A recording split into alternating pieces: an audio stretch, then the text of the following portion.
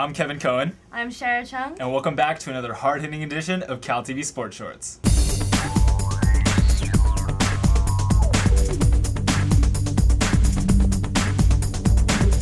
As many of you have probably heard already, a committee of senior administrators and intercollegiate athletics decided this week to eliminate the baseball, women's lacrosse, and men's and women's gymnastics teams, as well as reduce the rugby team to a varsity club sport. All this is part of a plan to cut down on an annual budget of over $13 million, a number that is not sustainable for the university during this tough economic climate. While the programs will compete this season, tough decisions loom after the season for the athletes and those directly affected by the budget cuts. To get more on this issue, we hit Sproul to ask the students what their opinions were. I really think it's a short-sighted, bad move by the administration and by Sandy Barber, the athletic director. I feel like the football budget and the men's basketball budget just keep going up and up. And I know the state funding isn't there for all the athletic programs, but I feel like a cut in the football program or a cut in the basketball program, which gets a ton of extra things, extra money, extra incentives, would be better served to the university to keep these other sports. I think it's tragic that the sports are getting cut, but at the same time, if there's sports that are losing money on campus and we're having budget cuts and classes are being cut and instructors are being fired, I just don't think it's tenable for the school to have sports that are losing money.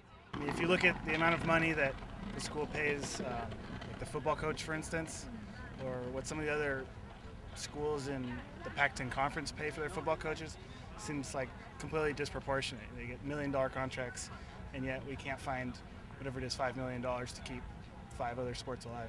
If it's for the betterment of education, then I do think that academics takes a priority, but it's really disappointing that those things had to be compromised. And another thing about it is it wasn't democratic at all.